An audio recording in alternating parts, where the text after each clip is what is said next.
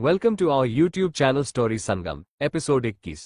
इंद्र अपना सिर पकड़कर अभी भी उसी बेंच पर बैठा हुआ था। डॉक्टर ने जो भी कहा था उससे अभी अभी उस पर उसे बिल्कुल भी यकीन नहीं हो रहा था। नव्या प्रेग्नेंट थी और यह कैसे हो सकता है, यही सोच सोचकर इंद्र का सिर फटा जा रहा था। Mister Raizada, mister Raizada. Doctor Kulkarni की आवाज सुनकर होश में आता है और उनकी तरफ देखता है, जो पता नहीं कब से कुछ कहे जा रहे थे पर इंद्र को कुछ भी सुनाई नहीं दे रहा था। डॉक्टर कुलकर्णी कहते हैं अभी उनको ऑब्जर्वेशन में रखा हुआ है, शाम तक ही बता पाएंगे कि उनकी हालत कैसी है।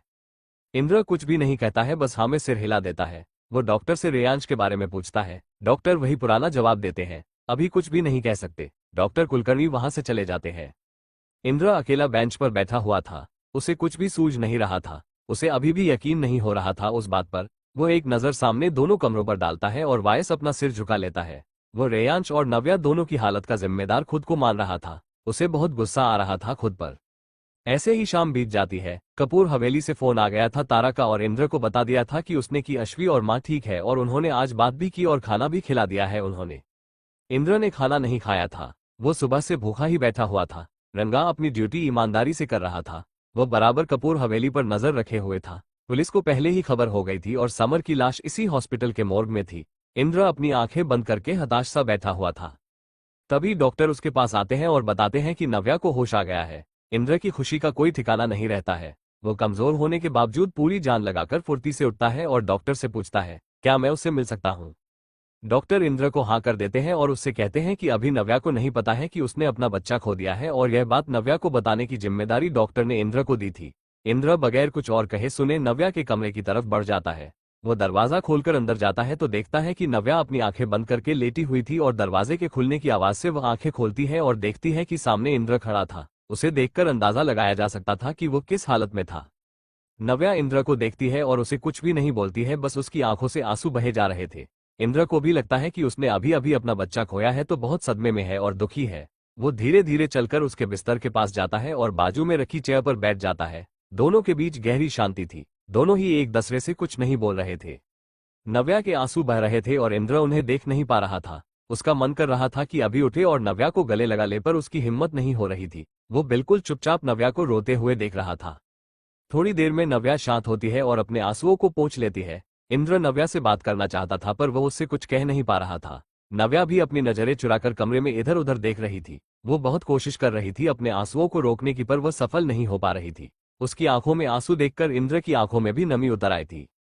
इंद्र मुश्किल से अपनी हिम्मत इकट्ठी करता है और नव्या से कहता है, आई एम सॉरी। नव्या समझ नहीं पाती कि इंद्र उससे माफी क्यों मांग रहा है।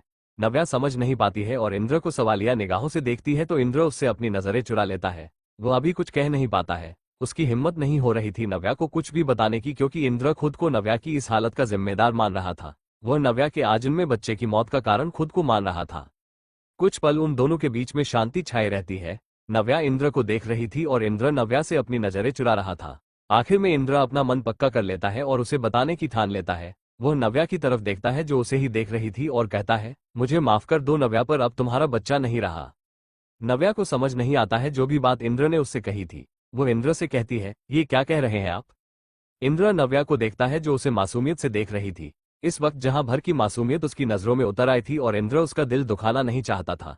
वह अपनी नजरें फेर लेता है और फिर अपनी मुट्ठी कसते हुए नव्या से कहता है, वो तुम्हारा बच्चा अब इस दुनिया में नहीं रहा। डॉक्टर ने बताया कि यू लॉस्ट योर बेबी। नव्या बस आंखें फाड़कर इंद्र को देख रही थी। उसे अपने कानों पर यकीन नहीं हो रहा था।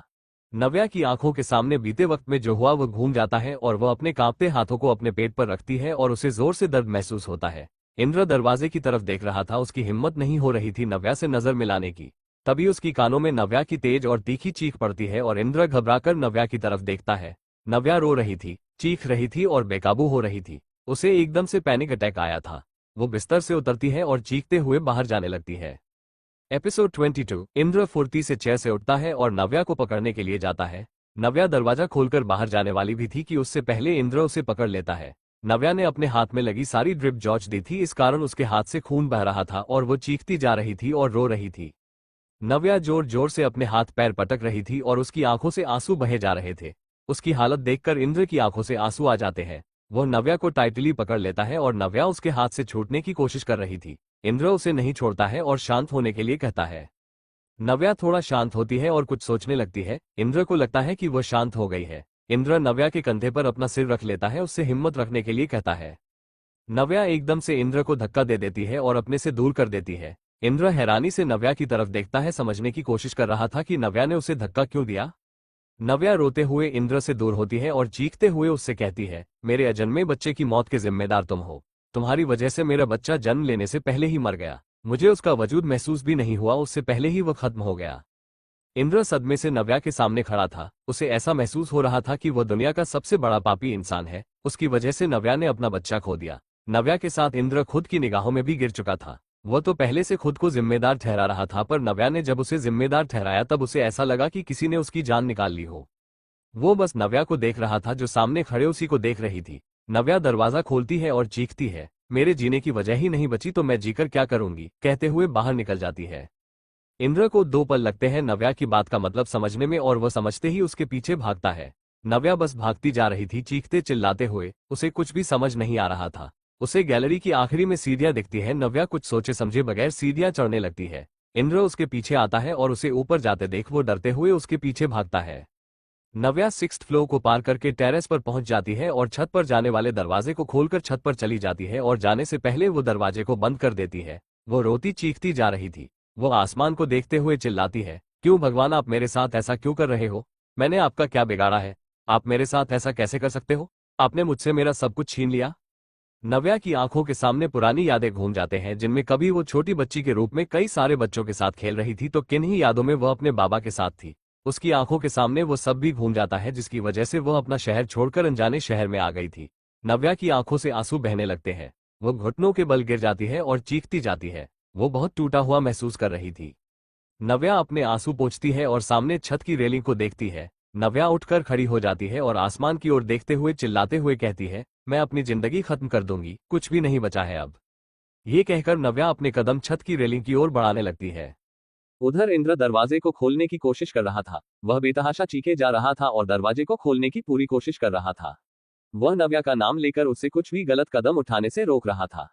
इधर की बहुत कोशिश करने के बाद भी वह दरवाजा नहीं खुलता है। इंद्र परेशान हो जाता है और खुद का हाथ दीवार पर मार देता है। इंद्र के हाथ से खून बहने लगता है और इंद्र उसे नजरअंदाज कर देता है। इंद्र अपने शरीर का इस्तेमाल करके दरवाजे पर धक्का मारने लगता है। इस वक्त उसका मन भगवान से बस एक दुआ मांग रहा था कि नव्या कोई गलत कदम ना उठा ले। आवाज सुनकर नीचे से 4-5 वार्ड बॉय वहां पर आ जाते हैं और इंद्र से पूछते हैं क्या हुआ है। एक नर्स जिसने नव्या को पागलों की तरह चीखते हुए छत की ओर जाते हुए देखा था, वह बताती है कि एक मरीज छत पर चली गई है और उसने दरवाजा बंद कर लिया है। सब इंद्र की मदद करने लगते हैं, उस दरवाजे को तोड़ने की कोशिश करते हैं। आखिरकार उनकी मेहनत रंग लाती है और दरवाजा टूटकर गिर जाता है। इंद्र खुशी से उस टूटे हुए दरवाजे को देखता है, उसे रौंदते हुए छत की ओर दौड़ता है। सामने वह देखता है कि नव्या छत पर नहीं थी। वह तो छत की रेलिंग पर खड़ी थी और कूदने की हिम्मत जुटा रही थी। नव्या को छत की रेलिंग पर देखकर इंद्र के होश उड़ जाते हैं और वह नव्या की तरफ भागता है। वो नव्या से थोड़ी दूर पर ही था कि नव्या पलटकर उस कहती है, मेरे पास मत आना, मैं यहां से कूदकर अपनी जान दे दूंगी। इंद्र देख सकता था कि नव्या के हाथ पैर कांप रहे थे। वैसे भी उसके शरीर में बिल्कुल ताकत नहीं बची थी और ऐसे में जरा सा डिसबैलेंस और नव्या छत से नीचे कर सकती थी। इंद्र शांत होते हुए कहता है, नो नव्या स्टॉप। नव्या ना में सिर हिलाती है और पलट जाती है। इंद्र उसका नाम लेकर चीखता है। एपिसोड 23। नव्या ने इंद्र के सामने रेलिंग से छलांग लगा दी थी। गनीमत थी कि इंद्र उसके बहुत करीब पहुंच चुका था और इस वजह से वो तुरंत नव्या का हाथ पकड़ लेता है। नव्या छत से नीचे लटकी हुई थी और इंद्र के हाथों से अपना हाथ छुड़ाने की कोशिश कर रही थी। इस कोशिश में वो इंद्र के हाथों पर नाखून मार देती है और दांतों से काट देती है, पर इंद्र अपनी पकड़ जरा सी भी कमजोर नहीं करता है उसके हाथों पर और उसे ऊपर खींचने की कोशिश करता है। वहां पर किसी और के खड़े होने की जगह नहीं थी, इस कारण बाकी लोगों उसकी मदद नहीं कर पा रहे थे। नव्या अपना हाथ छुड़ाने की कोशिश कर रही थी और चिल्ला रही थी, छोड़ दो मुझे, मुझे अब नहीं जीना है, जाने दो मुझे। इंद्र उससे कहता है, पागल हो गई हो क्या नव्या, हिलना बंद करो, मुझे तुम्हें ऊपर खींचने दो। नव्या इंद्र का कहना बिल्कुल भी नहीं मानती है और अपने आप को छुड़ाने की कोशिश करती है, पर इंद्र भी ढीठ बना हुआ था। नव्या की इस हरकत के कारण इंद्र का हाथ दीवार से रगड़कर छिल जाता है और उसमें से खून बहने लगता है। आखिरकार कोशिश करके इंद्र नव्या को खींच लेता है और दोनों पीछे छत पर गिर जाते हैं। इंद्र की हिम्मत और उसकी कोशिश कर कारण नव्या बच जाती है और सब लोग उसकी बहादुरी पर ताली बजाते हैं। यहाँ पर मौजूद हर शख्स इंद्र की असलियत जानता था कि वह एक माफिया है, पर कोई भी इंद्र से डरता नहीं था, बल्कि सब उसका सम्मान करते थे। इंद्र खड़ा होता है, नव्या को सहारा देकर खड़ा करता है। नव्या गुस्से से इंद्र की तरफ देखती है और अपना हाथ उसके हाथों से छुड़ा लेती है। नव्या की इस हरकत से इंद्र को बहुत बुरा लगता है पर वो कुछ भी नहीं कहता है। नव्या अभी भी कमजोर थी और एकदम से उसे चक्कर आ जाते हैं। इंद्र फुर्ती से उसको संभाल लेता है और अपनी बाहों में उठा लेता है और उसको लेकर सीढ़ियां उतरने लगता है। इंद्र नव्या को गोद में लेकर फिफ्थ फ्लोर पर आता है और फिर उसके कमरे में जाकर उसे लेटा देता है। नज ने डॉक्टर को पहले ही बुला लिया था और डॉक्टर उसको चेक करते हैं और बताते हैं कि स्ट्रेस के कारण वो बेहोश हो गई है। डॉक्टर नव्या को इंजेक्शन देकर रूम से बाहर चले जाते हैं पर इंद्र डॉक्टर के कहने पर भी बाहर नहीं जाता है और नव्या के बिस्तर के बाजू में ही बैठ जाता है और उसके होश में आने का इंतजार करने लगता है। करीब आधा घंटा बीत चुका था पर नव्या अभी भी होश में नहीं आई थी। इंद्र बैठे उसे देख रहा था कि तभी उसे बाहर नर्सों का शोर सुनाई देता है और इंद्र बाहर निकलकर देखता है कि नर्स इधर से उधर भाग रही थी।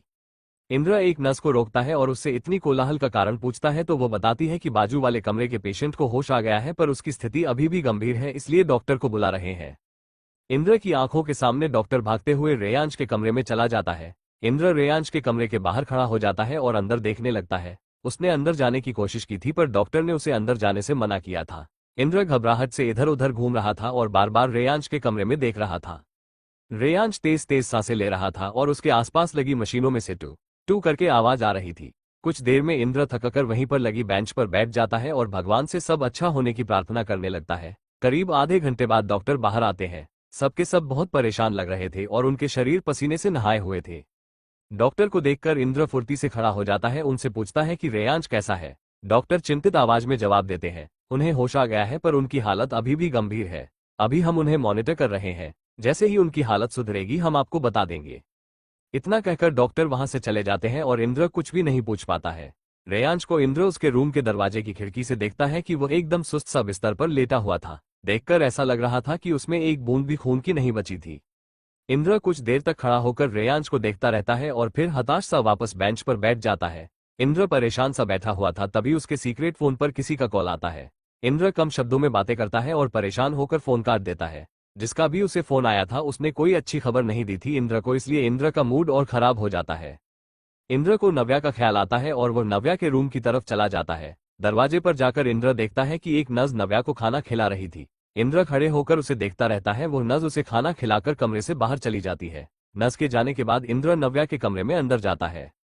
नव्या इंद्र की तरफ देखती है और अपनी नजरें फेर लेती है। इंद्र को भी एहसास था कि नव्या उससे नाराज थी और होना बनता भी था। नव्या का गुस्सा बिल्कुल जायज था। इंद्र शर्मिंदगी से अपना सिर झुकाकर नव्या के पास जाता है और उसके बिस्तर के पास खड़ा हो जाता है। नव्या फिर भी इंद्र की तरफ नहीं देखती है और इंद्र कहता है, मुझे पता है सारा कसूर मेरा है, मुझे माफ कर दो नव्या, तुम चाहो मुझे कोई भी सजा दे सकती हो, बस ऐसे मुझसे नजर मत फेरो। इंद्र की बातें सुनकर नव्या उसकी तरफ देखती है। इंद्र खड़ा हुआ था, उसकी आंखों में पश्चाताप साफ नजर आ रहा था, साथ में उसकी आंखों में मायूसी ने डेरा जमाया हुआ था।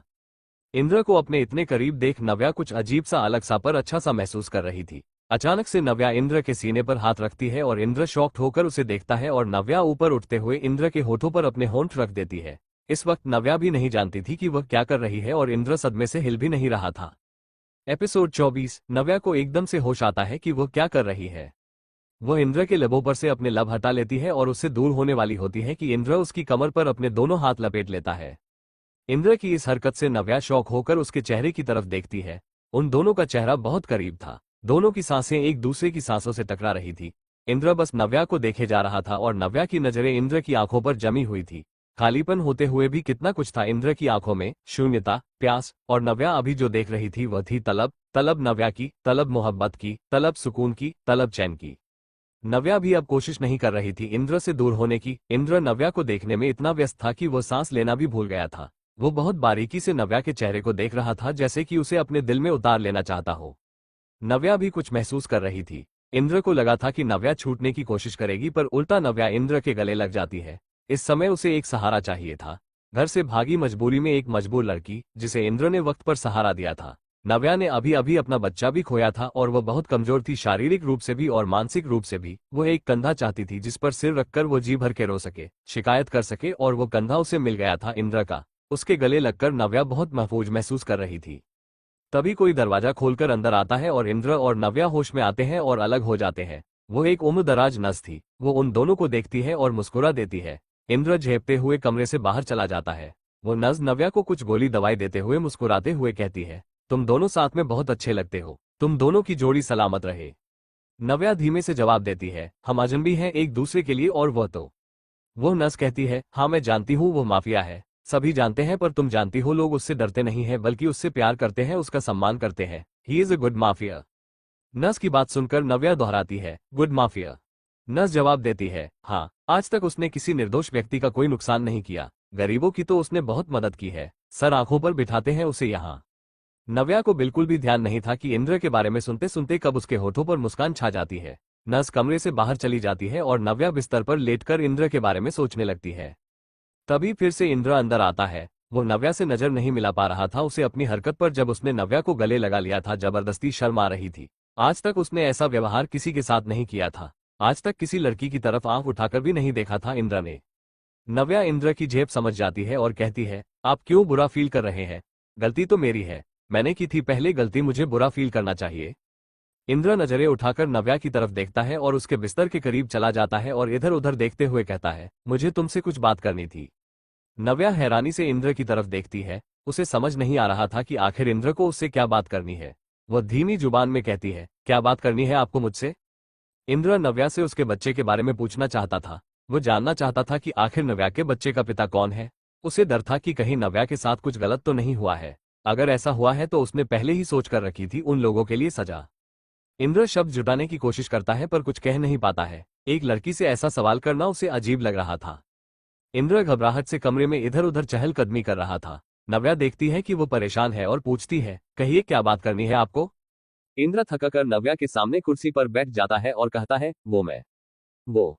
नव्या को इंद्र के व्यवहार पर हंसी आ रही थी। उसे ये सोच सोच कर हंसी आ रही थी कि मुंबई का माफिया उस जैसी मामूली लड़की के सामने ऐसे परेशान हो रहा था। नव्या अपनी मुस्कुराहट को कंट्रोल करते हुए कहती है, आप मैं से आगे बढ़ेंगे। इंद्र नव्या की तरह दिखता है और कहता है, तुम बुरा मत मानना और मुझे गलत मत समझना पर मैं ये। नव्या इंद्र को देखे जा रही थी। इंद्र अपनी आंखें बंद करता है और कहता है, मैं तुम्हारे बच्चे के बारे में जानना चाहता हूं, मेरा मतलब है कि इसके पिता कौन है? नव्या इंद्र का सवाल सुनकर अनकंफर्टेबल महसूस करती है। उसे गुस्सा भी आ रहा था और चिढ़ भी हो रही थी, साथ में रोना भी आ रहा था। इंद्र समझ जाता है कि नव्या उस बारे में अभी कोई भी बात करना नहीं चाहती थी और साथ में ये भी समझ गया था कि उसके सवाल ने नव्या को अनकंफर्टेबल महसूस कराया है। वो कुर्सी पर से उठ जाता है और नव्या से कहता है, I am so sorry for making you uncomfortable. मेरा ऐसा कोई इरादा नहीं था तुम्हें दुख पहुंचाने का। इतना कहकर इंद्र नव्या के कमरे से बाहर चला जाता है। नव्या उसे जाते हुए देखती है और सोचती है, सच में यह इंसान माफिया बॉस है। इंद्र कमरे से बाहर आकर खुद को कोसता है अपनी नासमझी के लिए। अगले दिन 4 मार्च को रेयांश को होश आ जाता है। नव्या की भी हालत ठीक थी। उधर कपूर हवेली में ठहरी इंद्र की मां और अश्वी की हालत में भी सुधार था। ऐसे ही 8 मार्च आ जाती है। आज होली थी। इंद्र के कहे अनुसार गौरव ने रायजादा मैंशन को बिल्कुल नया कर दिया था। उसे देखकर लग ही नहीं रहा था कि यहाँ पर कुछ हुआ था। इंद्र डिसाइड करता है कि वो रेयांश और नव्या को अपने साथ मैंशन लेकर जाएगा। रेयांश वैसे भी जाता, वो इंद्र का भाई जो था। सुबह के 11 बज रहे थे। इंद्र की गाड़ी जिसमें नव्या थी वो रायजादा मैंशन के बाहर रुकती है। रेयांश पहले से ही एम्बुलेंस से घर आ चुका था। अश्वी और मां इंद्र का बेसब्री से इंतजार कर रहे थे। इंद्र बेल बजाता है, उसके पीछे नव्या खड़ी थी। अश्वी तुरंत दरवाजा खोलती है। वो इंद्र को देखती है और बिल्कुल भी ध्यान नहीं देती कि उसके पीछे नव्या खड़ी है। वो इंद्र को गले लगा लेती है। इंद्र भी अश्वी को अपनी बाहों में कस लेता है। पीछे खड़ी नव्या के मन में क्या चल रहा था उसे कुछ भी समझ नहीं आ रहा था। उसे अश्वी का इंद्र को इतने हक से गले लगाना बिल्कुल भी पसंद नहीं आया था। वो बिल्कुल ऐसा महसूस कर रही थी जैसे एक बच्चा करता है जब उससे कोई उसकी फेवरेट मिठाई छीन लेता है या कोई उसके बेस्टी को अपना कहता है। सीधे शब्दों में नव्या को जलन महसूस हो रही थी। अरे तुम! अश्वी की नजर पीछे खड़ी नव्या पर पड़ती है जो उसे ही देख रही थी।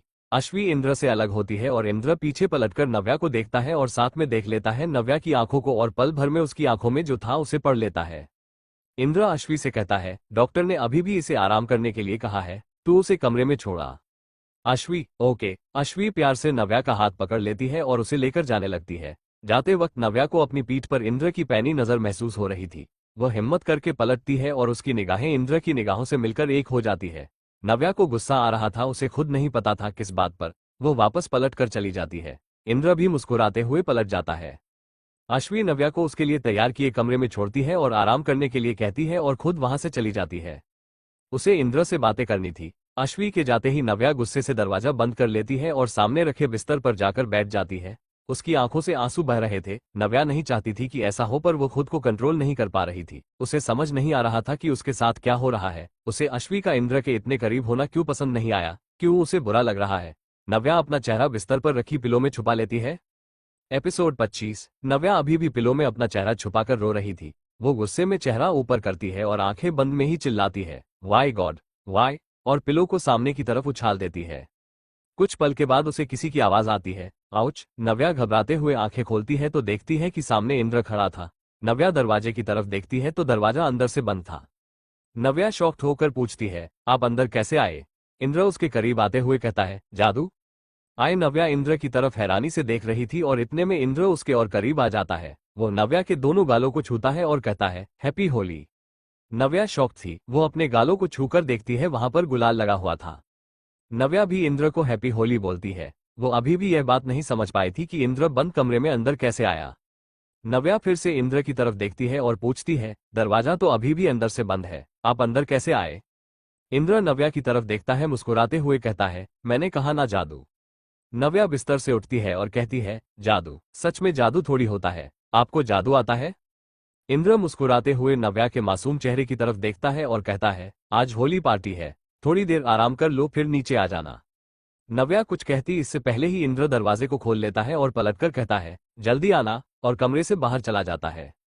जब वो कमरे से बाहर जाता है तो किसी की दो आंखें उसे देख रही थी। वो इंसान वहां से जाने लगता है और उसके कपड़े वहां पर लगे कुंडे से फंसकर फट जाता है। इंद्र नीचे आता है तो देखता है कि उसके मेशन को सजाने का काम हो रहा था। वो ताली बजाते हुए कहता है, जल्दी कीजिए, मेहमान आने वाले हैं। मेंशन में काम कर रहे लोग मुस्कुराते हुए इंद्र की तरफ देखते हैं और मुस्कुराते हुए काम में डबल स्पीड से लग जाते हैं। तभी उसे तारा और मलय कपूर दिखाई देते हैं। वो सीढ़ियों से नीचे आ रहे थे। इंद्र उनके पास जाता है और होली की शुभकामनाएं देता है। इंद्र उनसे पूछता है, आप कब आए। मलय कपूर मुस्कुराते हुए जवाब देता है, आधे घंटे पहले आए, यामिनी जी के पास गए थे, अब थोड़ा इधर उधर घूम लेते हैं।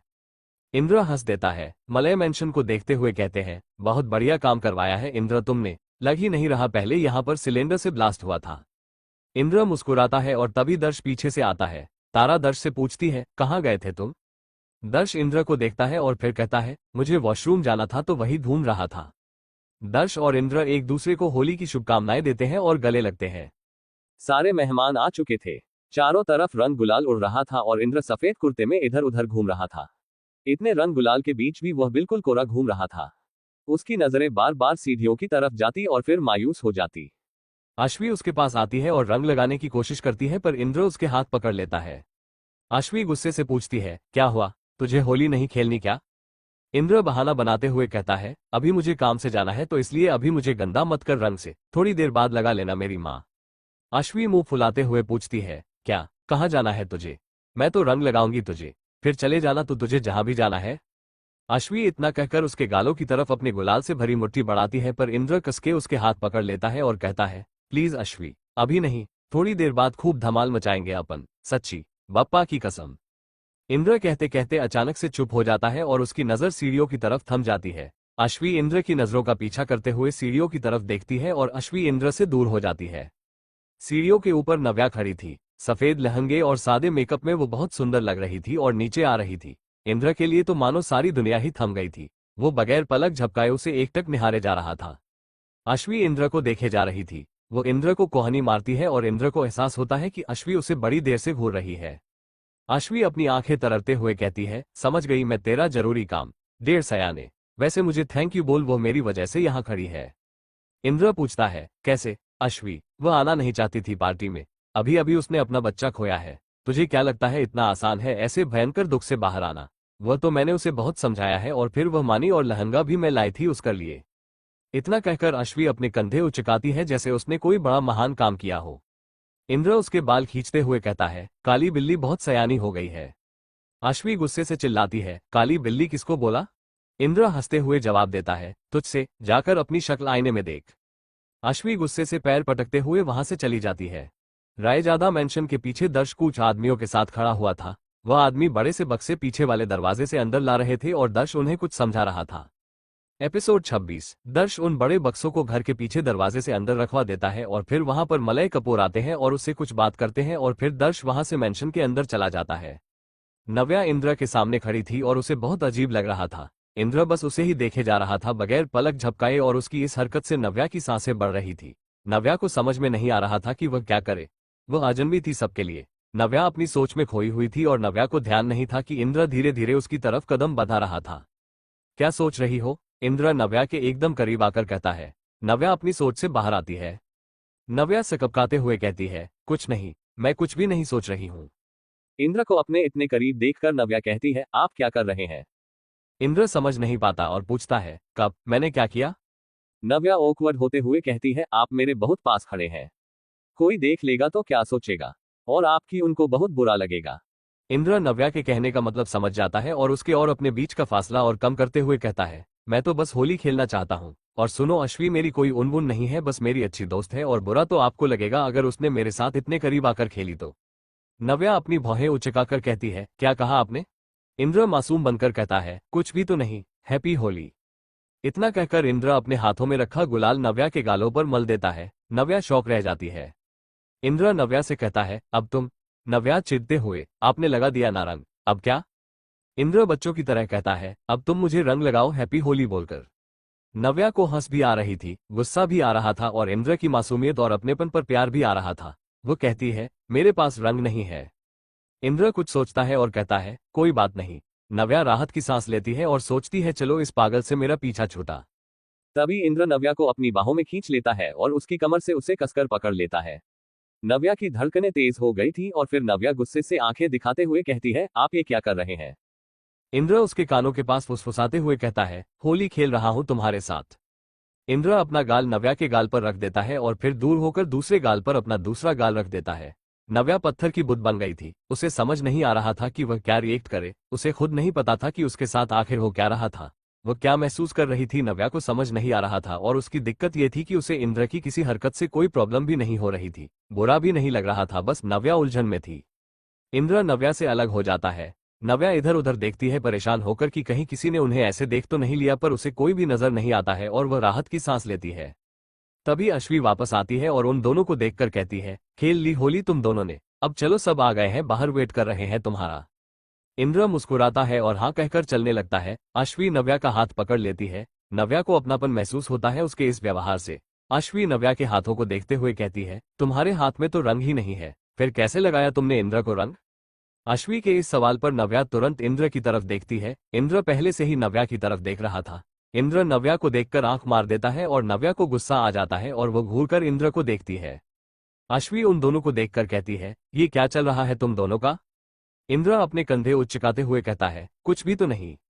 अश्वी नव्या की तरफ देखती है तो नव्या भी हड़बड़ाते हुए कहती है, हाँ कुछ भी तो नहीं। अश्वी फिर कुछ भी नहीं पूछती है। तीनों शांति से बाहर जा रहे थे। इंद्र अश्वी से हंसते हुए कहता है, अश्वी क्या पूछ रही थी तुम? हाँ, नव्या के हाथों में रंग नहीं तो फिर उसने मुझे रंग कैसे लगाया, है ना? तो नव्या तुम बताओ ना कि कैसे? अश्वी समझ जाती है कि इंद्र जानबूझकर ऐसा कर रहा था और वह भी इंद्र का साथ देते हुए पूछती है, हाँ बताओ ना नव्या।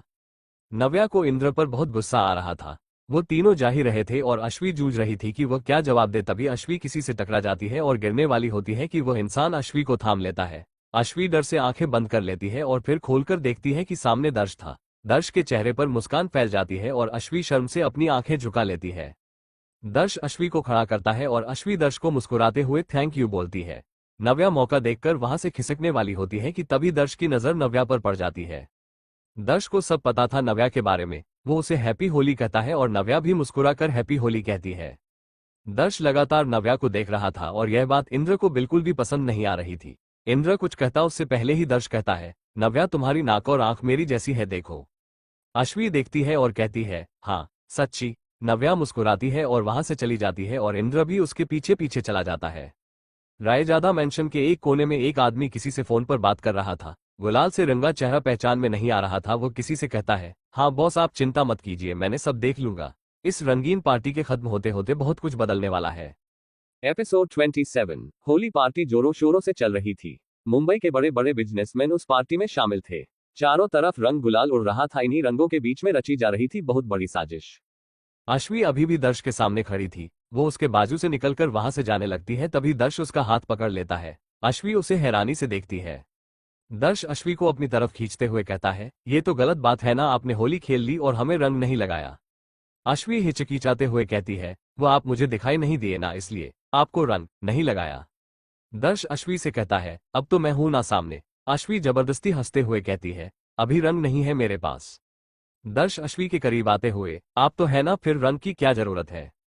अश्वी चौंकते हुए कहती है, क्या मतलब आपका। दर्श वही करता है जो इंद्र ने नव्या के साथ किया था। अश्वी दर्श के व्यवहार से आश्चर्यचकित हो जाती है। वो लोग पहले भी कई बार मिले थे पर दर्श हमेशा प्रोफेशनल रहता था और अश्वी को खड़ूस लगता था। अश्वी ने दर्श का ये रूप पहली बार देखा था और वह शॉक थी। उसने कभी नहीं सोचा था कि दर्श ऐसा भी हो सकता है। अब अश्वी को समझ में आ गया था कि कैसे नव्या ने इंद्र को रंग लगाया था। वो दर्श की इस हरकत के बारे में सोचते हुए शर्मा जाती है। अश्वी दर्श के फेशियल फीचर्स देखती है और कहती है, अरे हाँ सच्ची में तुम थोड़े से नव्या जैसे दिखते हो। दर्श खुशी से कहता है ना, मैंने भी यह कहा था। दर्श अश्वी का हाथ पकड़कर खींचते हुए ले जाता है और कहता है, चलो हम और होली खेलेंगे। दर्श अश्वी को गार्डन में खींचकर ले जाता है। एक तरफ इंद्र और नव्या पहले से ही खड़े थे। इंद्र कुछ कह रहा था और नव्या अपना सिर पकड़कर खड़ी थी। अश्वी देखती है कि एक तरफ भांग बनाई जा रही थी और तब अश्वी को समझ आता है दर्श और इंद्र के ऐसे व्यवहार का कारण। उन दोनों ने पहले ही एक एक गिलास भांग गटक ली थी। अश्वी दर्श को पलटकर देखती है, वो उसके पीछे नहीं था। अश्वी शुक्र मनाती है, चलो उस पागल से पीछा छूटा। अश्वी घर की तरफ देखती है और उसकी आंखों के सामने उस दिन की यादें कौंध जाती हैं। इतनी सारी मौत, डर, आंसू, दर्द, सारे जख्म ताजे थे सभी के। इंद्र, अश्वी, यामिनी जी और साथ में नव्या के भी, पर सब ऐसे दिखा रहे थे कि सब खुश हैं। इंद्र ने रंगा को भी इनवाइट किया था पर वह नहीं आया था पार्टी में, वो अपने परिवार के पास गया था। एक तरफ मलय कपूर, उनकी पत्नी तारा और छोटा बेटा हर्ष खड़ा था और सब यामिनी से बात करने में व्यस्त थे। कई सारे लोग यामिनी जी के पास आ रहे थे और होली की बधाई दे रहे थे। सबसे बेखबर इंद्र नव्या को परेशान कर रहा था। उसने पार्टी ही इसलिए रखी थी, वो पिछले दिनों का सब कुछ भूल जाना चाहता था। रेयांश अपने कमरे में आराम कर रहा था। उसे अभी ज्यादा भागदौड़ करने की इजाजत नहीं थी। अश्वी अपनी आंखों के आंसू पोंछकर पलटकर देखती है कि दर्श भांग पी रहा था एक बहुत बड़ी ग्लास भरकर और उसके साथ इंद्र था। दोनों में कंपटीशन लगा हुआ था। हर्ष भी अपने भाई के पास आ जाता है और उसे चीयर करने लगता है। अश्वी इंद्र के पास जाकर उसे चीयर करने लगती है। नव्या उन दोनों को पीने के लिए मना कर रही थी पर वह दोनों छोटे बच्चों की तरह जिद करते हुए पीने में लगे हुए थे, किसी की नहीं सुन रहे थे। दोनों कई सारी ग्लास गटक कर नीचे लौट जाते हैं और कहने लगते हैं, मैं जीत गया, मैं जीत गया। सभी लोग उनको देखकर हंस रहे थे और पार्टी एंजॉय कर रहे थे। इंद्र खड़ा होता है और कहता है, अब मैं डांस करूंगा। अश्वी चिढ़ाते हुए कहती है, तुझे तो डांस नहीं आता है। इंद्र कहता है, नहीं मुझे डांस आता है, और वह बच्चों की तरह जिद करते हुए डीजे के पास चला जाता है और चिल्लाते हुए कहता है, डीजे वाले बाबू गाना लगाओ। मुंबई के बिजनेस बॉस के इस अवतार को देखकर पार्टी में मौजूद सब लोग मजे ले रहे थे।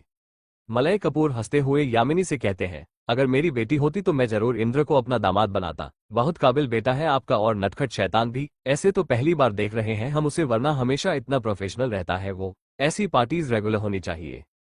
मलय कपूर जब ये सब यामिनी जी से कह रहे थे तब तारा उन्हें आंखों में आंसू लिए देख रही थी। वो सबसे छुपकर तुरंत अपने आंसुओं को पोंछ लेती है ताकि कोई उन्हें देख ना ले। यामिनी जी की नजर इंद्र पर ही थी और वह आंखों में नमी लिए उसे देख रही थी। इतना बेफिक्र और खुश उन्होंने इंद्र को कब देखा था उन्हें तो याद ही नहीं था। वो इंद्र को देखे जा रही थी जो नव्या का हाथ पकड़कर नाच रहा था और नव्या उसे संभाल रही थी। जब भी लड़खड़ाकर गिरने वाला होता तभी नव्या उसे सहारा देती और वो उसके पास ही खड़ी थी उसे संभालने के लिए। यामिनी जी की नजर नव्या पर ठहर जाती है। वहीं दर्श और अश्वी भी मिलकर बहुत मस्ती कर रहे थे। उन्हें ऐसे देखकर यामिनी जी मलय से कहती हैं, कोई बात नहीं भाई साहब, मेरा बेटा आपका दामाद ना सही पर मेरी बेटी तो आपकी बहू बन सकती है। मलय कपूर भी हाँ कहते हुए मुस्कुरा देते हैं। नव्या भी इंद्र की मस्ती में अपने दुखों को कुछ पलों के लिए भूल चुकी थी। उसका पूरा ध्यान इंद्र पर और उसकी मस्ती पर था। इंद्र एकदम से रुक जाता है और कहता है, अब दूसरा गाना लगाओ। उसकी बात सुनकर नव्या डीज वाले को गाना चेंज करने का इशारा करती है और वो हाँ कर देता है। तभी अचानक से बहुत तेज विस्फोट होता है और एक आवाज रायजादा मेंशन में गूंज जाती है, happy Holi to all from my side. इसके बाद बहुत तेज हंसने की आवाज आती है। एपिसोड 28। एकदम से हुए विस्फोट से पार्टी में मौजूद सभी लोग डर जाते हैं और आवाज जिस तरफ से आई थी उस तरफ देखने लगते हैं। इंद्र नशे में होने के बावजूद सचेत होकर खड़ा होने की कोशिश कर रहा था और नव्या ने उसे कसकर पकड़ा था और समझने की कोशिश कर रही थी कि आखिर हुआ क्या है। सभी लोग समझने की कोशिश कर रहे थे कि आखिर हुआ क्या है और यह आवाज कहां से आई। तभी वहां पर किसी की आवाज गूंजती है, happy Holi to everyone from my side. आवाज आने के बाद उन्हें एक तरफ से बहुत सारे गुब्बारे उड़ते हुए नजर आते हैं और रंग भी उड़ रहा था। उसको देखकर सब लोग समझते हैं कि यह इंद्र का ही कोई प्लान था सरप्राइज करने का और सब वापस पार्टी में मशगूल हो जाते हैं। सिर्फ अश्वी थी जिसे कुछ गड़बड़ लग रही थी। इंद्र भी इस आवाज को पहचानता था। यह वही आवाज थी जिस इंद्र ने सुना था अमर की डेथ से पहले। इंद्र नव्या का सहारा लेकर लड़खड़ाते हुए अश्वी के पास आता है और लड़खड़ाती हुई जुबान में बोलता है, फादर की आवाज यहाँ कैसे? अश्वी इंद्र की बात सुनकर हैरान हो जाती है और नव्या भी। पहली मुलाकात में ही नव्या इतना तो जान गई थी कि फादर कोई दुश्मन है इंद्र का। कौन है वही ये नहीं जानती। नव्या के सामने उस दिन जो भी रेस्टोरेंट में हुआ था वह तैर जाता है। उसने वहां पर भी तो फादर का नाम ही सुना था। नव्या घबरा जाती है ये सोचकर कि क्या यहाँ पर भी वही सब होने वाला है। अश्वी नव्या की तरफ देखती है और उससे कहती है, मुझे कुछ ठीक नहीं लग रहा है, तुम इंद्र को संभालो, मैं सब देख कर आती हूँ। नव्या चुपचाप हाँ में सिर हिला देती है और अश्वी वहां से चली जाती है। नव्या घबराते हुए इंद्र को संभालने में लगी हुई थी। पार्टी जोरों शोरों पर थी। बड़े बड़े लोग और उनका परिवार सेलिब्रेट कर रहे थे। सबके बच्चे भी आए हुए थे और सब धमा चौकड़ी मचा रहे थे। इसी भीड़ में कोई था जो इंद्र और अश्वी पर नजर रखे हुए था। वो ब्लूटूथ से किसी से कनेक्ट था और छोटी छोटी जानकारी मेंशन के अंदर की किसी को दे रहा था। अश्वी को गए हुए बहुत देर हो चुकी थी पर वो अभी तक नहीं लौटी थी। नव्या उसी का इंतजार कर रही थी ताकि कंफर्म कर सके कि कोई गड़बड़ी नहीं, ताकि वो घबराए नहीं। तभी नव्या को एक ऐसा शख्स पार्टी में नजर आता है जिसे उसने पहले भी देखा था और उससे जुड़ी उसकी बुरी यादें थी। वो टकला आदमी था जो भीड़ में घुलकर बस इंद्र और नव्या की तरफ देख रहा था। यह वही था जो उस रिन रेस्टोरेंट में आया था और इसी ने समर को गोली मारी थी नव्या की आंखों के सामने। नव्या उसे यहां देखकर हैरान थी। उस टकले ने यह नोटिस नहीं किया था कि नव्या ने उसे देख लिया है और पहचान भी लिया है। नव्या उसे देखकर समझ गई थी कि कुछ तो गड़बड़ होने वाली है। वो यामिनी जी के पास जाती है और कहती है, मैं इन्हें कमरे में छोड़ देती हूँ, ये बहुत नशे में है। यामिनी जी हाँ कर देती है और नव्या इंद्र को लेकर घर के अंदर चली जाती है। नव्या इंद्र को होश में लाने की कोशिश करती है पर वो बहुत नशे में था। नव्या को बराबर पता था कि उसके पीछे पीछे वो टकला भी घर के अंदर आया था। नव्या इंद्र को अपने कमरे के अंदर लाती है और कमरा बंद कर लेती है। उसे बिस्तर पर लेटा कर वो सोच रही थी कि आखिर अब वह क्या करे। उसे अश्वी की भी टेंशन हो रही थी, वो अभी तक लौटी नहीं थी। नव्या को तभी एक बात याद आती है और उसके चेहरे पर स्माइल आ जाती है। वो टकला कान लगाकर कमरे के पास खड़ा था। उसे अंदर से नव्या की आवाज आती है, क्या कर रहे हैं आप? कोई आ जाएगा तो क्या सोचेगा? फिर आवाज आती है, रुको रुको, आपको बाथरूम ले चलती हूं मैं। इतने नशे में हैं आप, बिल्कुल भी होश नहीं है। वो टकला बेशर्मों की तरफ हंसते हुए अंदर की बातें सुन रहा था और तभी उसे हल्की दिशावा की आवाज आती है और वो टकला किसी से कहता है, वो दोनों कमरे में है। वो टकला अपनी अक्ल के घोड़े दौड़ाने में इतना व्यस्त था कि उसने ध्यान ही नहीं दिया था कि उसके पीछे से उसी कमरे के आखिरी छोर से एक नव्या इंद्र को सहारा देते हुए निकली थी। उस टकले को अभी भी अंदर से शाव की आवाज आ रही थी और वह मजे से उस कमरे पर नजर रखे हुए था। एकदम शांति से सबकी नजरों से बचकर इंद्र को उसके खुद के कमरे में लाती है। इंद्र के कमरे को देखकर नव्या हैरान हो जाती है। चारों तरफ काला रंग था, कोई और दूसरा रंग तो दिख भी नहीं आता उस कमरे में। नव्या इंद्र को उस कमरे के सोफे के पीछे लेटा देती है और फिर खुद उस कमरे से निकल जाती है अश्वी को ढूंढने। नव्या ने पूरा रायजादा मेंशन छान मारा था पर उसे अश्वी कहीं भी नहीं मिली थी। उसे अश्वी की बहुत फिक्र हो रही थी। वो अश्वी को ढूंढते हुए बेसमेंट में पहुंच जाती है और उसे वहां पर कहीं से कुछ ठोकने की आवाज आ रही थी। नव्या उस आवाज की दिशा में जाती है और उसे वहां पर कई सारे बड़े बड़े बक्से रखे नजर आते हैं और वह आवाज भी उन्हीं किसी बक्से में से आ रही थी। एक इंसान नव्या के पीछे खड़ा था हाथ में डंडा लेकर। सब पार्टी में व्यस्त थे और तभी मेंशन के मेन गेट पर एक के बाद एक करके 5 पुलिस की गाड़ी अंदर आ जाती है। उन्हें नया एसीपी लीड कर रहा था। गाड़ियों में से कई सारे पुलिस वाले उतरते हैं और मेंशन के बाहर एक लाइन में खड़े हो जाते हैं। यामिनी जी पुलिस वालों को देखकर आश्चर्यचकित थी। वहां पर सभी लोगों की नजर यामिनी जी पर थी। यामिनी जी मुस्कुराते हुए सबसे कहती है, मैं देखती हूँ क्या बात है। अंदर ही अंदर यामिनी जी का दिल बहुत घबरा रहा था। वो एस बड़ी ईपी के पास जाती है और उन दोनों में कुछ बातें होती है और फिर वो एसीपी एक कागज निकालकर यामिनी जी के हाथ में थमा देता है। उस कागज को यामिनी जी पढ़ती है और शॉक्ड हो जाती है। उनके हाथ कांपते हैं और वो कागज उनके हाथों से नीचे गिर जाता है। वो एसीपी पुलिस वालों को इशारा करता है और सब मेंशन के अंदर चले जाते हैं। सभी लोगों की नजर यामिनी जी पर थी। उनकी आंखों में सवाल थे और यामिनी जी सदमे से खड़ी थी और अपने मेंशन को देख रही थी। एपिसोड 29। पुलिस के घर के अंदर जाते ही यामिनी के पास मलय और तारा आते हैं और उससे पूछते हैं कि आखिर मैटर क्या है और आखिर पुलिस क्यों आई है। यामिनी जी उन्हें वजह बताती है। उनके पास तलाशी वारंट है घर की तलाशी लेने का। किसी ने उन्हें पक्की खबर दी है कि मेंशन में ड्रग्स और लड़कियां हैं और इंद्र ये सब ट्रैफिक करता है। मलय परेशान होते हुए कहते हैं, ये क्या कह रही है पुलिस? इंद्र कभी कुछ ऐसा कर ही नहीं सकता, हमें पता है। गलत खबर दी है उन्हें किसी ने। करने दीजिए उन्हें तलाशी, कुछ नहीं मिलने वाला उन्हें यहाँ। पार्टी में विघ्न पड़ चुका था और सब लोग यामिनी की तरफ देख रहे थे। सब जानना चाहते थे कि आखिर मेंशन में पुलिस क्यों आई है, तलाशी क्यों ले रही है। सभी कोई खबर थी कि इंद्र एक माफिया है और बिजनेस की आड़ में उसकी गैंग है, पर आज तक उसने कोई गलत काम नहीं किया था और ना ही पुलिस को उसके खिलाफ सबूत मिले थे। ऐसे मेंशन में पुलिस की तलाशी का मतलब था कि अब और सब इंद्र के किरदार पर उंगली उठाएंगे। यामिनी जी को भरोसा था कि उनका बेटा ऐसा कुछ भी नहीं करता है, पर जिस आत्मविश्वास के साथ एसीपी ने उसे वारंट दिखाया था उसके कारण यामिनी को डर लग रहा था। वैसे भी उन्हें पता था कि यह माफियाओं के बहुत दुश्मन होते हैं और उसका एक उदाहरण कुछ दिनों पहले देख भी चुकी थी। मौत के मुंह से बाल बाल बचे थे वह सब। उन्हें डर था हो सकता है कि इंद्र के किसी दुश्मन ने कोई चाल चली हो। यामिनी जी अपने बेटे की बदनामी नहीं चाहती थी, क्योंकि वह जानती थी कि उनका बेटा कितने घरों की इज्जत बचा चुका है और कितने घरों को उसने रोशनी से जगमग कर दिया है। खुद अंधेरे में रहकर वो सिर्फ रोशनी फैला रहा है। यह क्या हो रहा है? पुलिस क्यों आई है? रेयांश यामिनी जी के पास आता है। यामिनी जी घबराते हुए उससे कहती है, तू यहाँ क्यों आया? तेरी हालत ठीक नहीं है।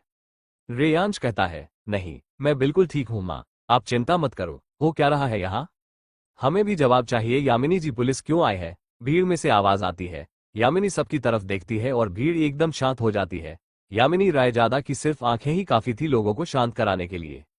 रेयांश के लिए यामिनी जी कुर्सी मंगवा देती है बैठने के लिए। उसको आराम करने को कहा था, पर वह यहाँ पर सबके साथ खड़ा था। करीब आधे घंटे हो चुके थे। तभी एसीपी बाहर आता है और यामिनी जी उसके पास जाती है और पूछती है, क्या हुआ? बाकी के पुलिस वाले बाहर क्यों नहीं आए? मैंने पहले ही कहा ना कि यह इल्जाम झूठा है।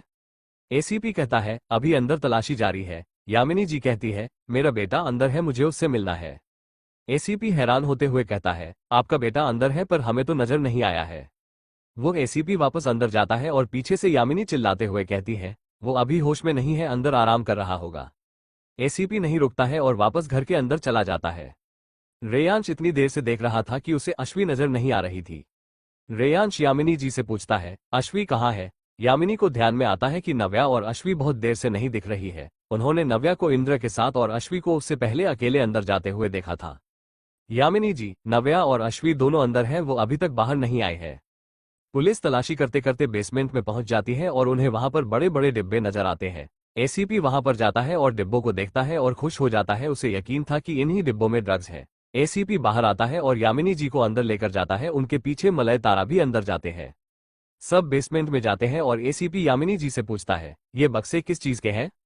यामिनी जी को नहीं मालूम था कि यह बक्से किस काम के हैं और यह कब आए अंदर उनके घर के बेसमेंट में, इसके बारे में जानकारी भी नहीं थी। एसीपी घमंड से कहता है, ब्लडी माफिया, आज सच सामने आएगा। यकीनन इन डिब्बों में ड्रग्स है। मलय कपूर इस वक्त बहुत घबराए हुए थे और इधर उधर देख रहे थे। एसीपी सभी पुलिस वालों को उन डिब्बों को खोलने का हुक्म देता है। एसीपी का ऑर्डर मिलते ही पुलिस वाले उन डिब्बों को खोलने लगते हैं। यामिनी जी टेंशन में वहां खड़ी थी और मलय कपूर के कारण बुरी हालत हो रही थी। तभी किसी की आवाज आती है, मुझे दिखाइए आप वारंट। अचानक से कैसे? आपके पास ना कोई सबूत है, ना किसी ने शिकायत की है, पर फिर भी आप वारंट लेकर आए हुए हैं। न हमें कोई जानकारी है, इससे पहले कोई समन भी नहीं आया है। सब पीछे पलटकर देखते हैं। नव्या और अश्वी खड़े थे सामने। अश्वी के सिर पर चोट थी। यामिनी जी चिंता से अश्वी से पूछती है, तुम दोनों अभी तक कहाँ थे? तुम्हारे सर पर यह चोट कैसे लगी? अश्वी कहती है, कुछ नहीं, बस मेरा सिर दीवार से टकरा गया था तो चोट लग गई थी। एसीपी अश्वी से पूछता है, आप कौन? मलय जवाब देते हैं, यह अश्वी है, इंद्र की वकील। एसीपी मुंह बनाते हुए आदमी को देखता है और कहता है, आजकल क्रिमिनल्स के भी वकील होते हैं। अश्वी, आप वारंट दिखाए। अश्वी की बात सुनकर एसीपी कुछ सोचने लगता है और कहता है, पहले तलाशी पूरी हो जाने दीजिए आप। यामिनी जी अश्वी को शांत रहने के लिए कहती हैं और सब एक तरफ हो जाते हैं। नव्या और अश्वी एक दूसरे की तरफ देख रही थी। डिब्बे खुल जाते हैं। एसीपी उन्हें चेक करता है और शॉक रह जाता है। उन बक्सों में पुराना रिनोवेशन का सामान था। काली पेंट के डिब्बे, औजार, टूल्स वगैरह रखे थे उन डिब्बों में। मलय कपूर जब ये सब देखते हैं तो राहत की सांस लेते हैं। एसीपी की सिट्टी पिट्टी गुम हो चुकी थी। अश्वी गुस्से से आगे आती है और एसीपी से वारंट मांगती है। एसीपी कुछ भी नहीं कहता है। उसे लग रहा था कि उस बड़ी ईपी के पास कोई वारंट नहीं है, क्योंकि अश्वी की पहुंच बहुत ज्यादा थी और अगर इंद्र के अगेंस्ट कुछ हो रहा था कोर्ट में तो उसे उसकी जानकारी जरूर मिल चुकी होती, पर उसे तो कोई भी जानकारी नहीं थी। यामिनी जी अश्वी को शांत कराते हुए कहती है, शांति से बात करो अश्वी, इन्होंने मुझे वारंट दिखाया था। क्या हो रहा है यहाँ पर? इंद्र की आवाज आती है। सब देखते हैं कि वह अपने सिर को मलते हुए सीढ़ियां उतर रहा था। उसके कदम अभी भी लड़खड़ा रहे थे। अश्वी, कुछ नहीं, रुपए ये बगैर किसी वारंट के तलाशी ले रहे थे घर की। रेयांश जो बाहर इंतजार कर रहा था अंदर आ जाता है और सारी बात मालूम चलने पर उस एसीपी से कहता है, सर, आप बगैर कोई वारंट के कैसे तलाशी ले सकते हैं? अश्वी, आप वो कागज दिखाए जो आपने पहले दिखाया था। एसीपी झिझकते हुए वो कागज आगे कर देता है। अश्वी उसे देखकर हंसने लगती है और कहती है, यह क्या है? यह कोई वारंट नहीं है, ये तो लीगल पेपर ही नहीं है। अश्वी गुस्से से कहती है, मुझे 2 मिनट में आप और आपकी यह फौज बाहर चाहिए मेरे घर से। अश्वी की बात सुनते ही एसीपी सबको बाहर जाने का इशारा करता है और खुद भी सर झुकाए बाहर चला जाता है। इंद्रा अभी भी हल्की नशे में था और उसे कुछ भी समझ नहीं आ रहा था। पुलिस के जाने के बाद सब लोग पीछे पीछे बाहर जाते हैं। बाहर खड़े सभी की नजर अभी अभी यामिनी जी पर थी। यामिनी मुस्कुराते हुए जवाब देती है, इन लोगों को कोई गलतफहमी हुई थी और यह यहाँ आ गए। वो इंस्पेक्टर सबके सामने उन लोगों से माफी मांगता है पर अश्वी उसे इतनी आसानी से छोड़ने वाली नहीं थी। सब चले जाते हैं। यामिनी जी अपने घर आए मेहमानों से बोलती है, होली तो मन चुकी, इन लोगों ने आकर सबका मूड भी खराब कर दिया। मैं सबसे माफी मांगती हूँ और बहुत जल्दी हम फिर से इकट्ठे होंगे। अभी आप सब जा सकते हैं। यामिनी जी यह कहकर हाथ जोड़ लेती है। सब लोग वहां से चले जाते हैं सिवाय कपूर्स के। सभी लोग हॉल में बैठे हुए थे टेंशन से। यामिनी जी बहुत चिंता में थी। मलय कपूर कहते हैं, उनकी हिम्मत कैसे हुई? हमें तो मालूम था कि सब कुछ झूठा है, हम इंद्र को जानते हैं। यामिनी जी जवाब देती है, आप तो अपने हैं भाई साहब इसलिए समझते हैं, सब लोग नहीं समझते। बाहर मौजूद हर इंसान को बस एक मौका चाहिए था इंद्र को गलत ठहराने का। थोड़ी बहुत बातचीत के बाद मलय कपूर भी अपने परिवार के साथ वहां से चले जाते हैं। अब बस हॉल में इंद्र, रेयांश, यामिनी जी, नव्या और अश्वी बैठे थे। सभी लोग बहुत फ्री महसूस कर रहे थे। यामिनी जी राहत की सांस लेती है और फिर कहती है, उन्होंने कहा कि उन्हें फोन पर किसी ने जानकारी दी कि यहाँ पर ड्रग्स और लड़कियां हैं। पता नहीं किसने इतना भद्दा मजाक किया आज त्योहार वाले दिन। अश्वी और नव्या फिर से एक दूसरे की तरफ देखती है और दोनों एक साथ कहती हैं, खबर पक्की थी, घर में ड्रग्स और लड़कियां थी। उन दोनों की बात सुनते ही सबके मुंह से एक साथ निकलता है, क्या? एपिसोड 30। यामिनी जी खड़ी हो जाती है और इंद्र और रेयांश भी हैरान थे। रेयांश शख्स इंद्र की तरफ देखता है तो अश्वी उसे झिड़क देती है और कहती है, ज्यादा दिमाग मत चलाना तुम, कोई और था बाहर वाला हमारे घर के अंदर। रेयांश अश्वी की तरफ देखता है जो उसे घूर कर देख रही थी और चुप हो जाता है। नव्या कहती है, मैंने भी देखा उसे, एक टकला आदमी है, यह वही था जो रेस्टोरेंट में। नव्या कहते कहते चुप हो जाती है और कुछ भी नहीं कहती है। इंद्र नव्या की तरफ देखता है और फिर वापस कुछ सोचने लगता है। वो समझ गया था कि यह कौन है। यामिनी जी को इंद्र पर बहुत भरोसा था पर फिर भी वो इंद्र से पूछती है, तुम्हें इन सब के बारे में कुछ पता है? इंद्र नामे सिर हिला देता है। इंद्र नव्या और अश्वी से पूछता है, अगर ड्रग्स और लड़कियां घर में थी उन्हें क्यों नहीं मिली और आखिर हुआ क्या? नव्या बोलती है, आप नशे में थे तब एकदम से ब्लास्ट हुआ, सभी लोग घबरा गए थे और फिर किसी की आवाज गूंज गई, होली की शुभकामनाएं दी थी किसी ने, वो ब्लास्ट नहीं था, बस डीजे से तेज आवाज आई थी। अश्वी आगे कहती है, आवाज सुनकर तू मेरे पास आया और लड़खड़ाते शब्दों में कहा कि वह आवाज फादर की है। मुझे लगा कुछ गड़बड़ होने वाली है तो मैं घर के अंदर गई चेक करने के लिए। पूरा घर चेक करने के बाद हमें बेसमेंट में गए तो देखा कि वहां पर बड़े बड़े बक्से रखे हुए थे जिनके बारे में मुझे कुछ भी नहीं पता था। मैंने एक बक्से को खोला तो उसमें ड्रग्स थी और मैं बेसमेंट में और डब्बा खोलने वाली थी कि तभी किसी ने मेरे सिर पर वार कर दिया। नव्या आगे कंटिन्यू करती है, अश्वी को गए हुए बहुत देर हो गई थी, तभी मैंने भीड़ में उस टकले आदमी को देखा, वो आप पर नजर रख रहा था। इंद्र हैरानी से नव्या की तरफ देखता है और उसे पछतावा हो रहा था अपने भांग पीने पर। नव्या आगे बताती है, मैं आपको अपने कमरे में ले गई, वो इंसान अभी भी हमारा पीछा कर रहा था। मैंने दरवाजा बंद किया और फिर कुछ बकवास बोलते हुए बाथरूम का शावर ऑन कर दिया ताकि उसको लगे कि हम कमरे में हैं। वो बाहर खड़े होकर सुन रहा था सब। इंद्र नव्या से सवाल करता है, क्या बकवास बोल रही थी तुम? नव्या हड़बड़ाते हुए जवाब देती है, कुछ नहीं बस ऐसे ही। इंद्र नव्या से पूछता है, तुम फिर बाहर कैसे निकली? नव्या कहती है, जादू से। इंद्र उसे घूरते हुए, जादू मतलब? नव्या, वो आपके सीक्रेट डोर। इंद्र उसे रोकते हुए कहता है, बस बस आगे क्या किया वो बताओ। नव्या चुप हो जाती है। रेयांश इंद्र को गुस्से में घूरते हुए कहता है, बताओ बताओ नव्या, मुझे भी तो मालूम चले ये सीक्रेट डोर और सब। अश्वी चिढ़ते हुए रेयांश से कहती है, तुम क्या चुप बैठ नहीं सकते थोड़ी देर? रेयांश फिर से चुप हो जाता है। इंद्र मुस्कुराते हुए अश्वी की तरफ देखता है क्योंकि वो जानता था कि एक अश्वी ही है जो रेयांश के दिमाग को ठिकाने लगा सकती है। नव्या आगे कहती है, मैंने आपको सीक्रेट डोर से बाहर निकाला और आपके कमरे में ले जाकर सोफे के पीछे पटक दिया। इंद्र आंखें तररते हुए नव्या को देखता है और कहता है, तो तुमने मुझे सोफे के पीछे लेटाया था, तो फिर यह भी बता दो कि गिला किसने किया था मुझे? नव्या इंद्र से नजरें चुराते हुए कहती है, मैंने ही आपके ऊपर बाथरूम से पानी लाकर डाला था ताकि आपका नशा उतर जाए जल्दी। इंद्र नव्या को घूरते हुए, बाथरूम का कौन सा पानी? नव्या, वो नल है ना? इंद्र अपने चेहरे को छुपाते हुए, मैं हमेशा ताजे पानी से नहाता हूं और मुझे टंकी के पानी से गीला कर दिया मां इस लड़की ने। यामिनी जी मुस्कुराते हुए, क्या हुआ तो? उसे थोड़ी मालूम है तुम्हारी वाटर एलर्जी के बारे में और कितना मुश्किल में थी वो उस वक्त। इंद्र चुप हो जाता है और मुंह बनाते हुए नव्या को देखता है। नव्या इंद्र के बच्चों वाले नखरों को देख रही थी और अपनी हंसी रोकने की कोशिश कर रही थी। इंद्र नव्या से कहता है, दांत मत दिखाओ, आगे बताओ। अश्वी इंद्र से कहती है, ज्यादा डरा मत उसे तो। नव्या अश्वी की तरफ हंसते हुए देखती है और आगे कहती है, फिर मैं आपके सीक्रेट डोर से बाहर निकली और सब जगह ढूंढा पर अश्वी मुझे कहीं भी नहीं मिली। उन्हें ढूंढते ढूंढते मैं बेसमेंट में गई और वहां मुझे एक बक्से से आवाज आ रही थी इंसान की। मैं उसे खोलने वाली थी कि तभी किसी ने मुझ पर पीछे से वार किया। मैंने बक्से पर परछाई देख ली थी इसलिए एक तरफ हो गई। वो वही टकला था। एंड फिर बड़ी मुश्किल से वह काबू में आया। मैंने उसके हाथ पैर बांध दिए और बक्सा खोला तो देखा कि अंदर अश्वी थी। अश्वी आगे कहती है, फिर नव्या ने मुझे उस बक्से से निकाला और फिर हमने सारे डिब्बे चेक किए। सभी में ड्रग्स थी और 5 डिब्बों में लड़कियां थी। यामिनी जी सहमते हुए, जिंदा तो है ना वो सब? अश्वी उन्हें शांत कराते हुए कहती है, हाँ माँ, सब जिंदा है, बस ड्रग्स का ओवरडोज दिया गया है उन्हें। रेयांश पूछता है, वो ड्रग्स और लड़कियां कहाँ है? अश्वी रेयांश से कहती है, तुझे सब जानने की बहुत जल्दी है, कहीं तूने तो प्लान नहीं किया ना ये सब? रेयांश नाक सिकोड़ते हुए इंद्र को देखता है और जवाब देता है, मैं कुछ लोगों की तरह गैरकानूनी काम नहीं करता। इंद्र कुछ भी नहीं बोलता है। अश्वी मुंह बनाते हुए कहती है, हिम्मत है तो साफ नाम बोलना डरपोक।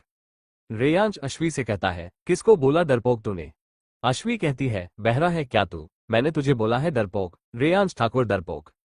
रेयांश यामिनी जी की तरफ देखते हुए, देखो माँ, यह मुझे डरपोक कह रही है। यामिनी जी कुछ कहती उससे पहले ही अश्वी कहती है, ओह माँ के लाडले, डरपोक है तू।